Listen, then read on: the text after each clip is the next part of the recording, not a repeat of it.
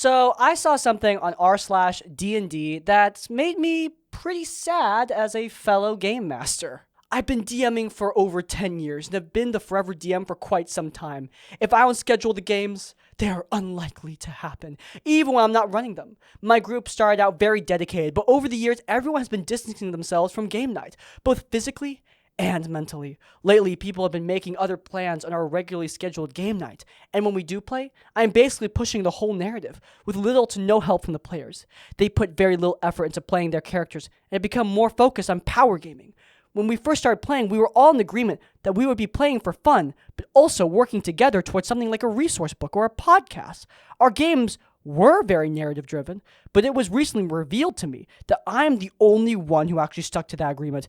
Everyone else just wants to hang out, only when it's convenient for them. Hoo boy. This didn't get a ton of attention, but it got enough attention that I noticed, and for good reason. There's a lot in here that people are going to empathize with.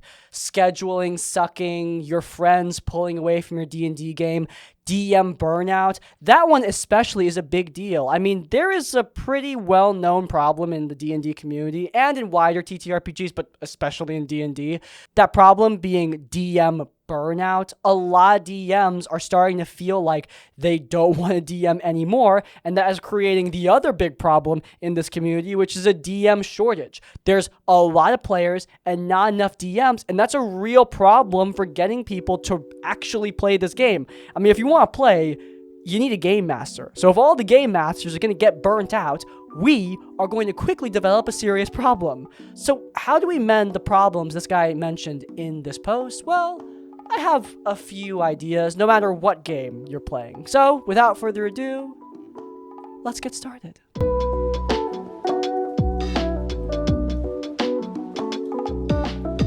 Okay, first, and this is something that I talked about a lot in RPG Horror Stories, and I talk about a decent amount here on Crispy's Academy, but it's really important that you find a group that caters to the kind of game you want to play. And also, a little addendum that I'm going to add here is that you also need to be aware that people change over time.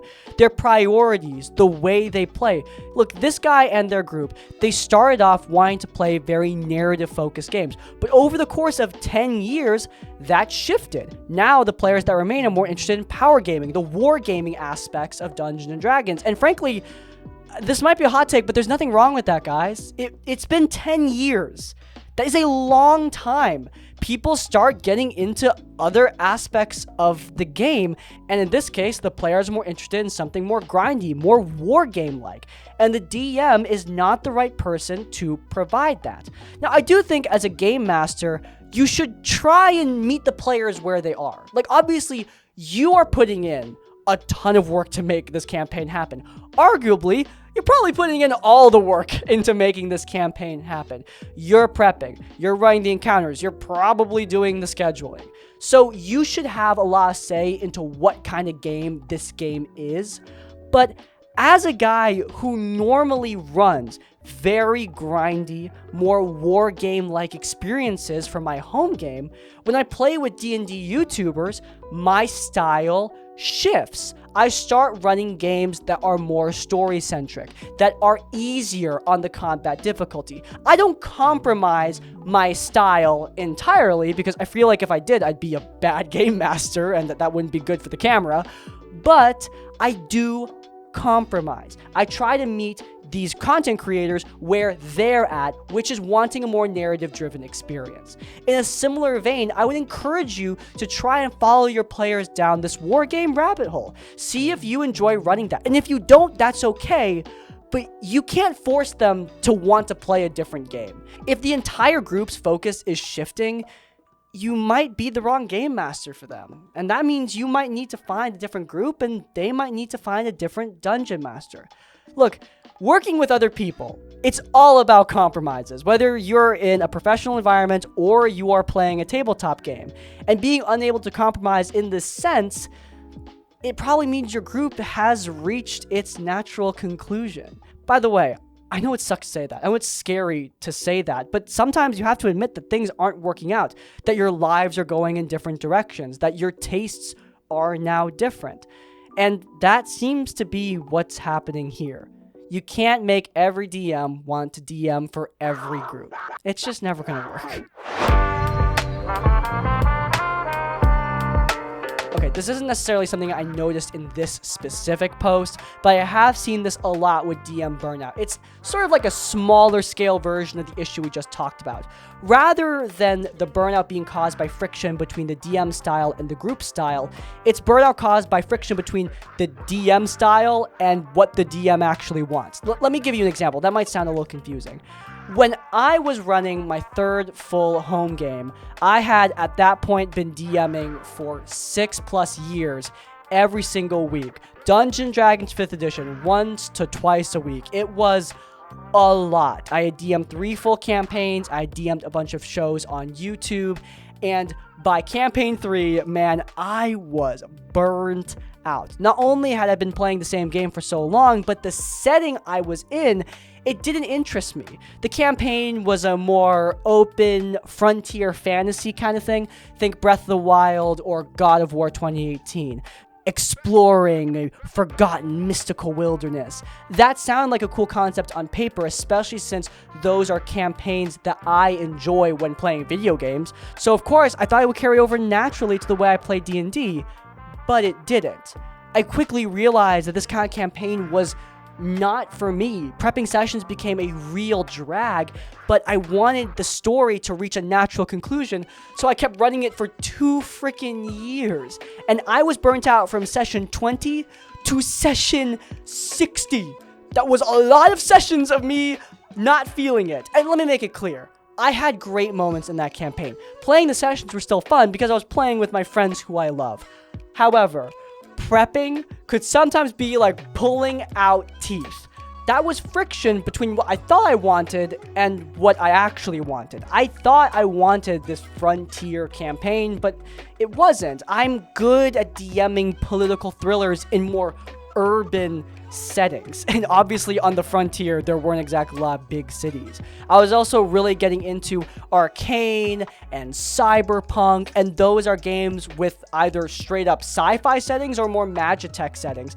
I'm telling you, the moment I swapped to playing a different system and swapped the setting to something more Magitech, it made me so much more excited to run games. It's not always a group problem. I was fine with my group. My problem was myself. The campaign I was forcing myself to run. My players like playing in whatever setting I put in front of them.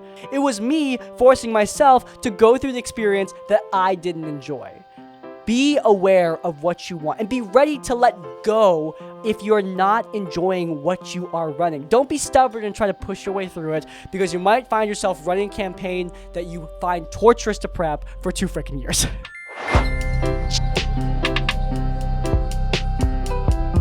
Okay, this is a big one. At the end of this post, this guy talks about wanting to turn their campaign into a resource book or a podcast, and this is something I think a lot of D&D groups want to do. A lot of people into fantasy want to write their big epic novel someday, or write their dream D&D source book, or turn their campaign to the next Critical Role.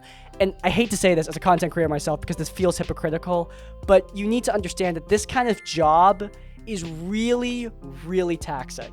The most difficult content I worked on throughout my career was the actual plays. And shows like 10th Tomb were really rewarding. I still go back and rewatch 10th Tomb all the time because I'm really proud of it. I'm proud of my cast. I'm proud of my DMing. I'm proud of that story. I'm proud of the fan art that was made out of it. That campaign was awesome, but it was also a lot of work.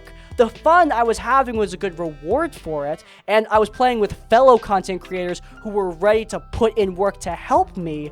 But if you're playing with just your friends, you gotta be ready for them to not want to put in all that work. And it's even worse when you're talking about like writing a source book or something like that. That's even more work that I don't even really want to think of. Look, people are showing up to your table to play a game. I understand this was probably like a loose goal that wasn't really set in stone or concrete. Kind of like you and your buddies getting together in the living room and hypothetically thinking about what kind of short film you'd want to work on. Yeah, you're thinking about it, but are you actually going to do it? Who knows? But The point is that if you really expect your friends to be going in on that kind of like content creation, you gotta temper your expectations. Furthermore, you gotta think about whether or not you actually want to do that.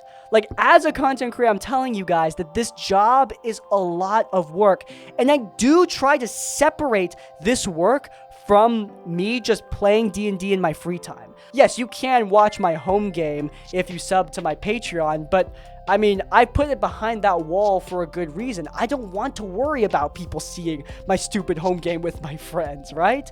I cannot imagine taking that game and putting it out in front of an audience, even if you're just starting out as a small content creator with no audience. That kind of thing would stress me out and just lead to faster burnout. I think most people do understand this, but I have seen a lot of groups get into streaming on Twitch or get into content creation on YouTube, making YouTube short clips out of their campaign. And let me make it clear, that's all awesome. I love seeing content like that, but just make sure your friends are actually down to do it, especially if it's a promise that you all made to each other 10 years ago. Okay, finally, and this is the advice that you guys know I'm going to give if you are burning out, but it's advice that is basically mandatory to make a video like this. You might need to take a break from the game entirely. Like, look, sometimes I'm not feeling it that week. Like it happens, okay? And I tell my players as far in advance as I can, and they have always been understanding about that. I prep a lot for my Draw Steel campaign. I don't always have it done, and if I try to force myself to run a session when it's not fully ready, I'm probably going to run a session I'm not proud of. And I don't know about you guys, but one thing that really leads me to getting more burnt out and less willing to work on a game is running a bad game. Like, seriously, if I run a game that I think is subpar to my standards, all I can think about is that last game. Like, seriously, if I run a good game, I just think, oh, it's a good game, moving on. But if I run a game that disappoints me, it's all I can think of that whole week. If I sit down, try and prep a session, that one rough moment, that one rough role play, that one forgotten piece of dialogue, that is all that's running through my head. And it's not like that big of a deal, probably not as bad as I'm making it sound, but I know someone else is out there thinking that same thing, and that's why I try to avoid running sessions when I'm not entirely ready. This is why I don't rush, because if I rush, I feel like that responsibility for that disappointing session, it's entirely on me as the game master. I tried to make it happen when it wasn't ready, and therefore the session was worse, which just makes my attitude about it all the worse. And again, it's not always just a lack of prep. Like I said at the top, sometimes you're just not feeling it. It's not always that your group and you aren't getting along or that you need to switch parties. Like, sometimes you just need to take a breather, a week off, a couple weeks off. And that doesn't mean you can't meet up with your D&D party. My D&D party play Marvel Rivals together. We play Minecraft together. We go to Ren fairs. We play Among Us. We do things together as a group that aren't D&D. Like, these people are your friends, at least I would hope so if you're playing D&D with them. Hang out, do things beyond this. I feel like especially Dungeon Masters get in the mindset that when we're with our D&D group, we are playing D&D. We can't do anything else, otherwise the gods will strike us down, but that's not necessarily the case. I think a lot of DMs get burnt out because they don't realize that they're just hanging out with their friends. That's what D&D is. You're just hanging out with your friends. You just so happen to be playing the same game over and over and over again every week and telling dramatic stories together. If you're not feeling it that week, you can hang out with your friends in a different way. You'd be surprised to find how rejuvenating it really is. But yeah, that's all my advice for how you can help yourself out when you're not feeling it after DMing a game of tabletop. I hope you guys enjoyed. This is our first video back to general TTRPG advice after making a bunch of Draw Steel tutorials. I hope you guys enjoyed this return to the norm. If you guys did and you watched the whole thing all the way through, then please do leave the comment a healthy break to let me know you made it to the end of the video and were loyal to the Academy. If you really enjoyed this episode and want to see more, you can check out some of those aforementioned actual plays. The 10th Tomb is linked up in the cards, but before you go, please leave a like on this one and subscribe to Crispy's Academy so you don't miss any of our content as it comes out. And finally, if you want to support us directly, our Patreon is down below. Support us there to get access to tons of exclusive content, and your support is also what makes this content possible. In essence, like, comment, subscribe, support. I will see you all next time. Farewell. Watch Carl raindrops on. Made me very happy. This camera's way too far forward.